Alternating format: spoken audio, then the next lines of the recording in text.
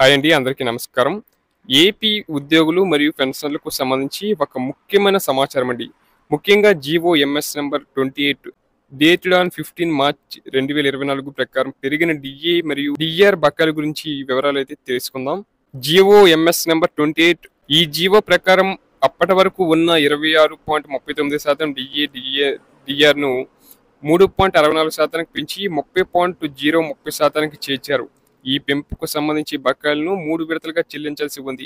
ఇందులో 3వ విడత చెల్లింపు ఫిబ్రవరి 2025లో జరగాల్సి ఉంది. అలాగే ఇక 3వ విడతలో ఎంత మొత్తం చెల్లించాల్సి ఉంది, అసలు ఇంకా ఏమైనా బకాయిలు ఉన్నాయా, మొత్తం బకాయిలు ఎన్ని, ఎప్పుడు జమ చేస్తారు వంటి పూర్తి వివరాలు అయితే మనం ఇప్పుడైతే తెలుసుకుందాం.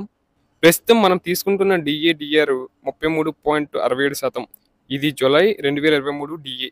ఇంకా మనకు 2024 జనవరి, అలాగే 2024 జూలై, 2025 జనవరి డిఏలు పెండింగ్ లో ఉన్నాయి. వీటితో పాటు వాటి బకాయిలను ఎప్పుడు చెల్లిస్తారని షెడ్యూల్ను కూడా ప్రభుత్వం విడుదల చేయాల్సి ఉంది. అలాగే 2022 పిఆర్సీ తర్వాత మనకు ఇచ్చిన డిఏ ఉత్తర్వులు మరియు పిఎఫ్, సిపిఎస్ ఉద్యోగుల వివరాలు ఈ విధంగా ఉన్నాయండి. GO MS number 66 dated on 1 మే 2023 ప్రకారం 20.02%గా ఉన్న డిఆర్ను 2.75%కి పెంచారు. దీనికి సంబంధించి బకాయిలను 3 విడతలుగా చెల్లించాల్సి ఉంది. మొదట విడత వచ్చేసి సెప్టెంబర్ 2023, రెండో విడత వచ్చేసి డిసెంబర్ 2023, ఇక మూడో విడత వచ్చేసి మార్చి 2024. కానీ ఈ 3 విడతలకు సంబంధించి బిల్లులను సిఎఫ్ఎంఎస్లో ఇంకా ఎనబుల్ చేయలేదు. ఇవన్నీ పెండింగ్లో ఉన్నాయి. వీటికి సంబంధించి చెల్లింపులు ఎప్పుడు జరుగుతాయో తెలియాల్సి ఉంది.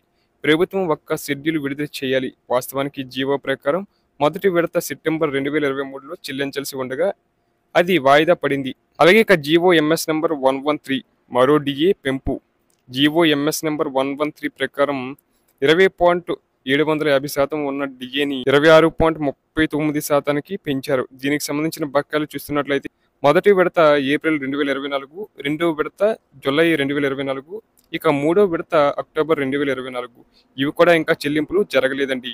అలాగే ఇక జీవో ఎంఎస్ నంబర్ 28 ప్రస్తుతం ఇప్పుడు మనం మాట్లాడుకుంటున్న జీవో ఎంఎస్ నంబర్ 28 ప్రకారం 26.39%గా ఉన్న డిఏను 30.030%కి పెంచారు.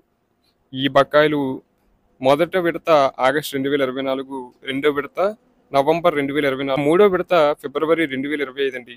ఈ జీవోలో ఈ తేదీల ప్రకారం చెల్లింపులు ఉంటాయని పేర్కొన్నారు. కానీ ఈ నెలలో బిల్లులు పెట్టడానికి సిఎఫ్ఎంఎస్లో బిల్లులు ఎనబుల్ చేయలేదు. ప్రస్తుతం కూటమి ప్రభుత్వం అధికారంలో ఉంది. ఉద్యోగులు మరియు పెన్షనర్లు ఎన్నో సంవత్సరాలుగా డిఆర్ బకాయిల కోసం ఎదురు చూస్తున్నారు. ప్రభుత్వం వెంటనే స్పందించి ఫిబ్రవరి నెలలో చెల్లించాల్సిన బకాయిలను విడుదల చేయాలని ఉద్యోగులు కోరుతున్నారు.